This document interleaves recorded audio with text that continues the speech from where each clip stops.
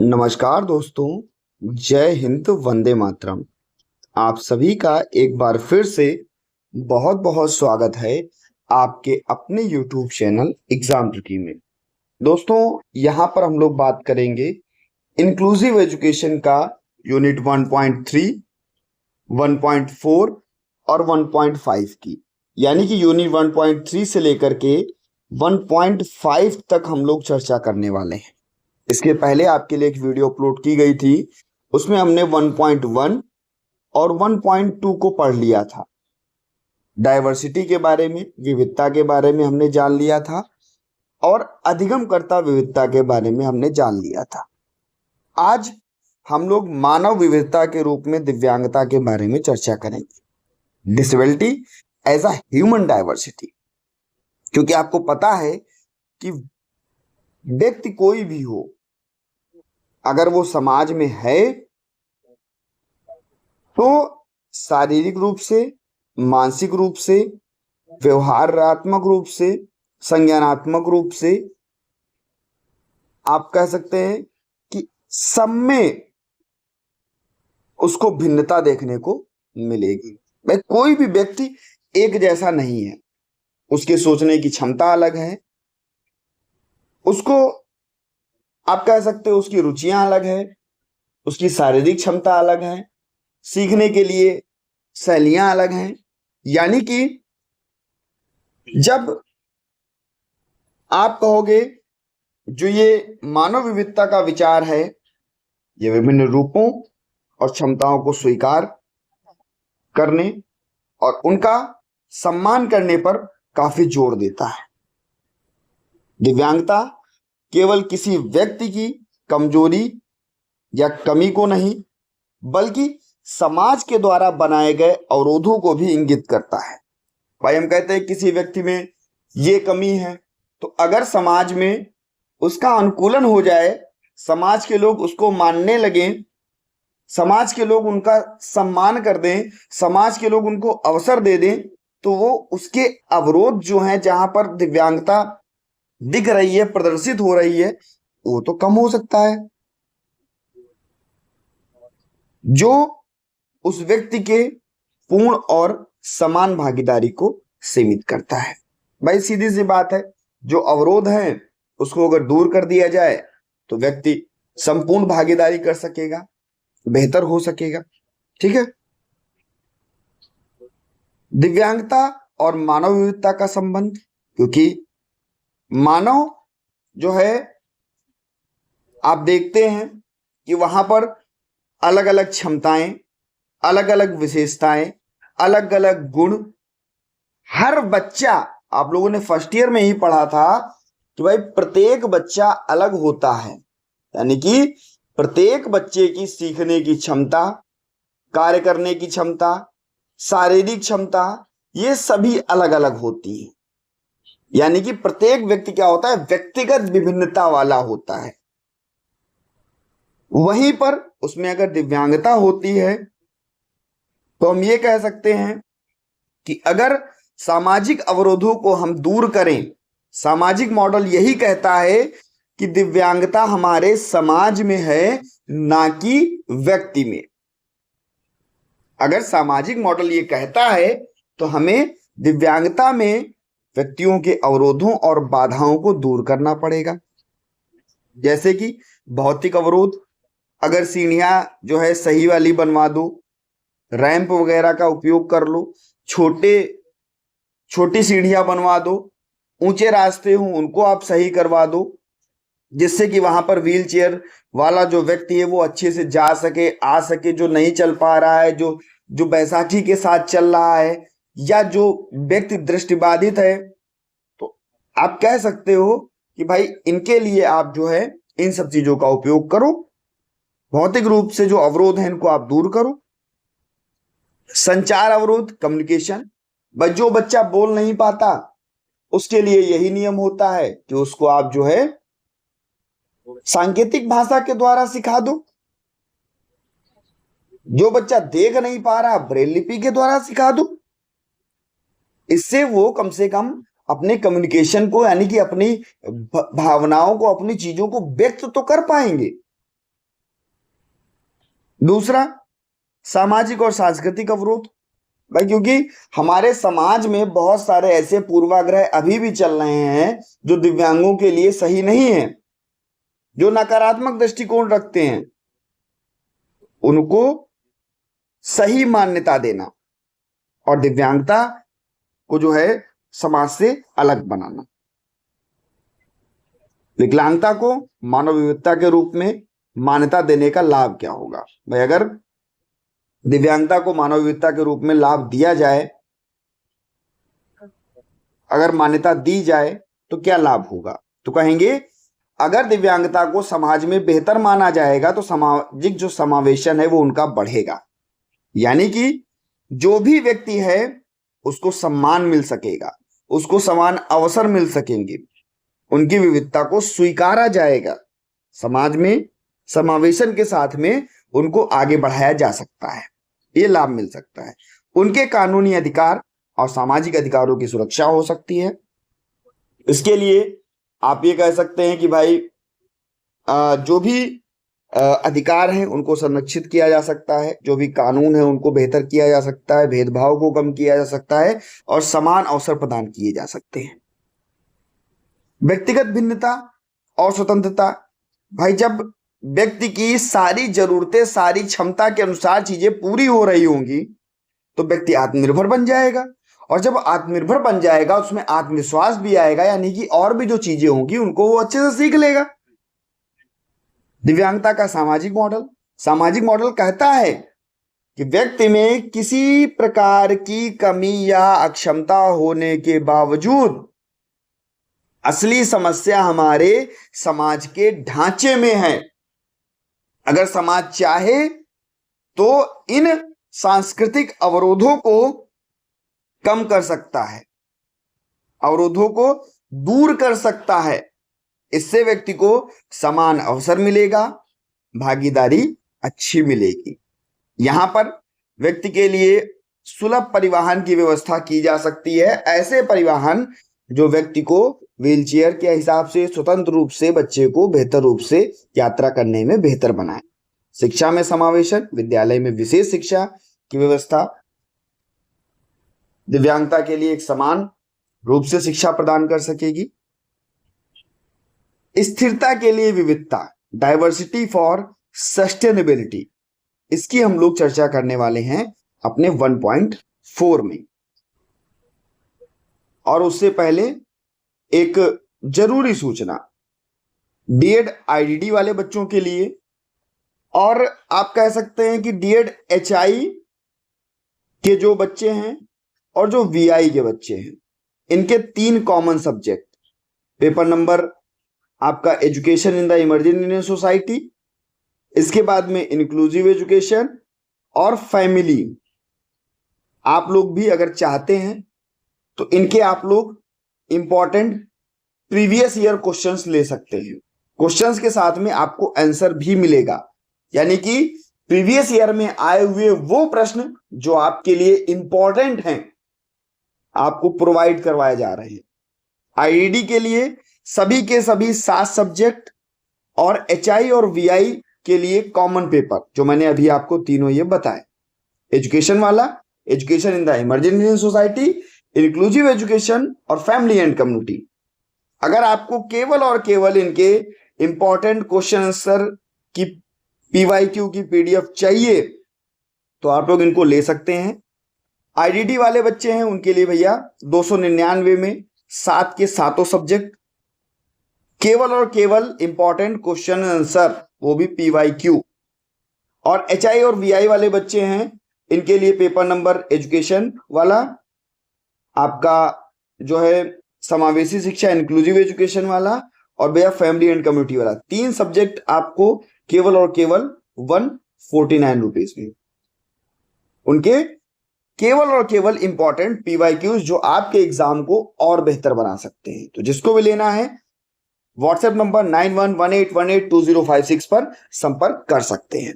आप बता दीजिएगा भाई आपको लेना है, चाहे आप इसका स्क्रीनशॉट ले लीजिए, ये आपको लेना है, आपको प्रोवाइड करवा दिया जाएगा। पेमेंट के लिए भी वहां पर आपको व्हाट्सएप पर बता दिया जाएगा कि कहां पर आपको पेमेंट करना है। स्थिरता के लिए विविधता।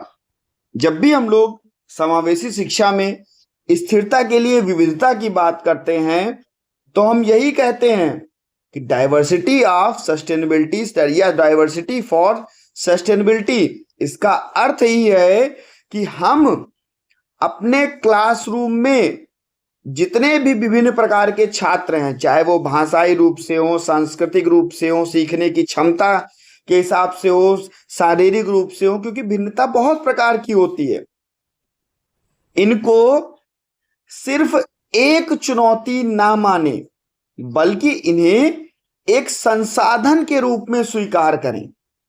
क्योंकि समाज में अगर हमें सही प्रबंधन करना है तो समाज में स्थिरता, समानता और स्थायी विकास को आप सुनिश्चित करेंगे।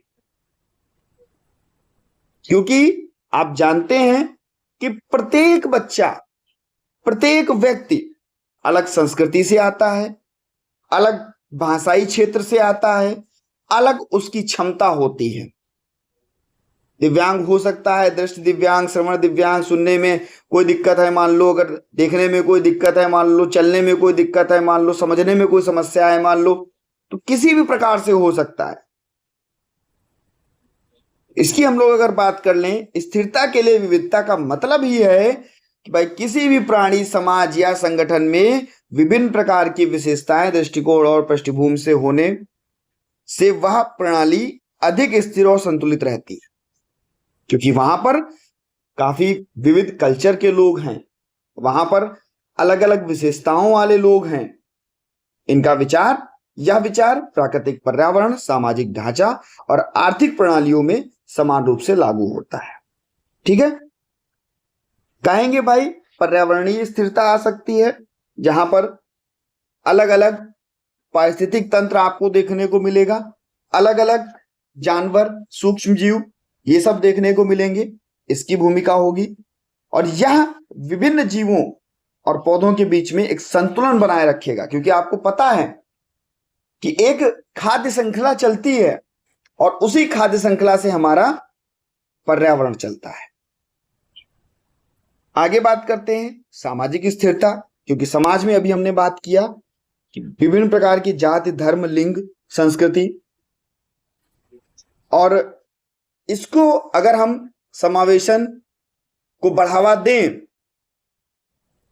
अगर हम समावेशन को बढ़ावा दें तो आपको पता है कि विभिन्न पृष्ठभूमि के जो लोग हमारे सामने आ रहे हैं, चाहे वो किसी भी समाज से हो, उनको कोई भी समस्या हो, अगर हम उनको आगे बढ़ाएं तो समस्याओं का समाधान करने के लिए रचनात्मक और प्रभावी तरीके से उनका विकास कर सकते हैं। विविधता सामाजिक तनाव और असमानता को कम करने में एक सहायक भूमिका निभाती है, आपसी संबंध को बेहतर करती है और समझ को बढ़ाती है। आर्थिक स्थिति, अगर मान लीजिए कोई आपका व्यापार हो रहा है, अर्थव्यवस्था चल रही है, तो वहां पर भी विविधता होती है, चाहे वो व्यापारियों में हो, आर्थिक प्रणाली को मजबूत बनाना हो, कहीं पर मंदी है, किसी क्षेत्र में तेजी आ रही है, तो ये भी आपको देखने को सारी चीजें मिलती है। इसका लाभ क्या होगा भाई? जब जो है स्थिरता होगी तो वहां पर आप कह सकते हो कि समानता हो सकती है, लोगों को, बच्चों को न्याय मिल सकता है।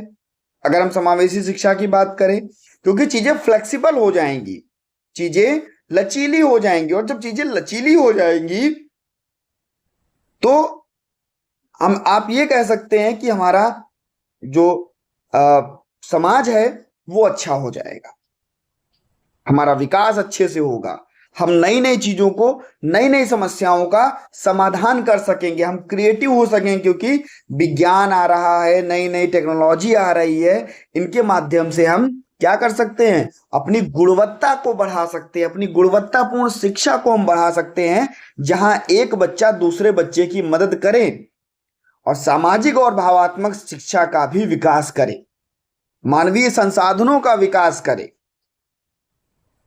ठीक है भैया, स्थिरता और विविधता के बीच चुनौतियां क्या आती हैं? चुनौतियां क्या होती हैं? आप कहोगे सर हर जगह पर, हर पृष्ठभूमि में लोग एक दूसरे से सहमत नहीं होते, और सहमत नहीं होते तो समस्या आ जाती है। आप कहोगे भैया कि जो है संवेदनशीलता की आवश्यकता होती है, यानी कि विविधता का प्रबंधन करते समय यह जरूरी है कि सभी समूहों और विचारों को समान रूप से समायोजित किया जाए। भाई अगर नहीं किया जाएगा तो भाई समस्या है। आप ये भी कह सकते हैं कि संसाधनों का समान वितरण। भाई कोई भी व्यक्ति हो, अगर उसमें असमानता है या दिव्यांग है, तो उसकी आवश्यकता के अनुसार अगर संसाधनों का वितरण कर दो तो उससे अच्छा और क्या हो सकता है। स्थिरता के लिए विविधता एक आवश्यक तत्व है जो समावेशी शिक्षा को बढ़ावा देती है, बाल केंद्रित शिक्षा को बढ़ावा देती है, सहयोगी अधिगम को बढ़ावा देती है, समावेशी पाठ्यक्रम को बढ़ावा देती है। क्यों? क्योंकि इसमें नई सामग्री डिजाइन की जाती है, छात्र को आसानी से सिखाया जाता है, मानवीय संसाधनों का उपयोग किया जाता है, गुणवत्ता परक शिक्षा की बात की जाती है। क्योंकि जब स्वीकार्यता सहज बनाई जाएगी तभी सभी बच्चे किसी भी बनावट आकार के किसी भी तरीके से हो, उनमें संवेदनशीलता, सहिष्णुता, इसका आपसी संबंध और भेदभाव जो है वो कम हो सकेगा।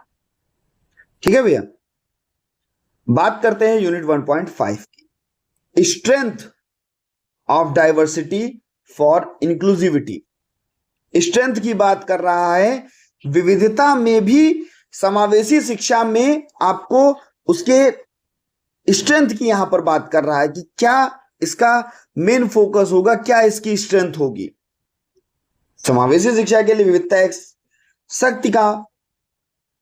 की शक्ति का मतलब है कि समाज, संगठन या किसी भी प्रणाली में विभिन्न पृष्ठभूमि, अनुभव और दृष्टिकोण वाले लोगों का होना समावेशिता को मजबूत बनाता है।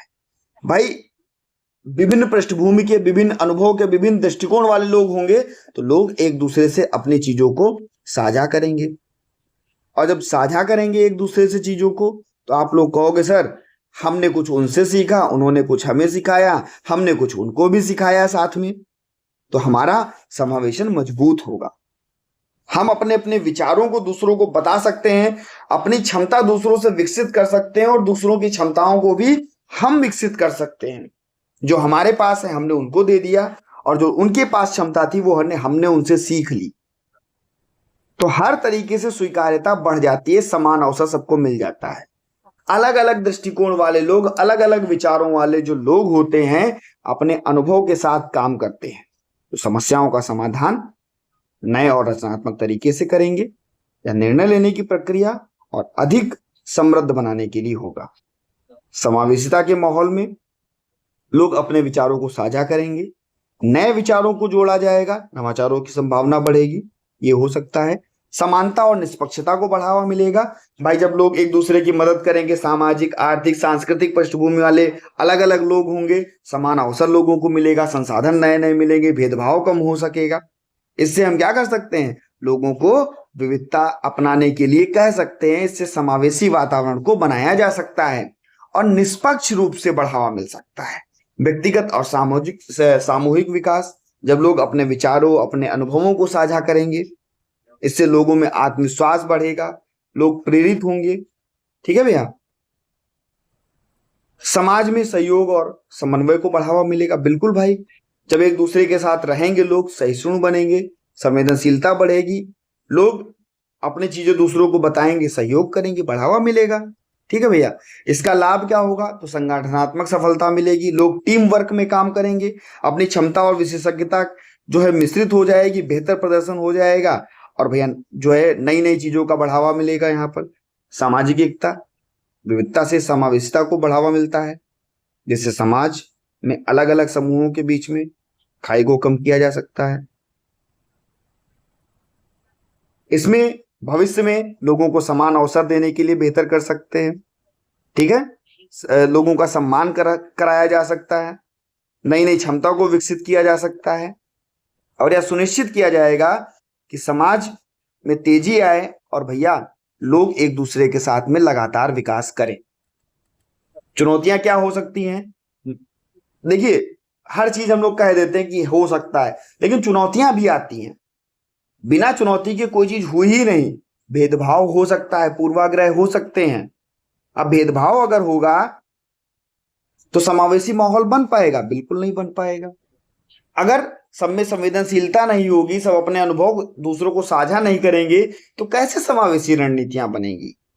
तो ये सब चीजें जो हैं समावेशी शिक्षा को बढ़ावा देती है।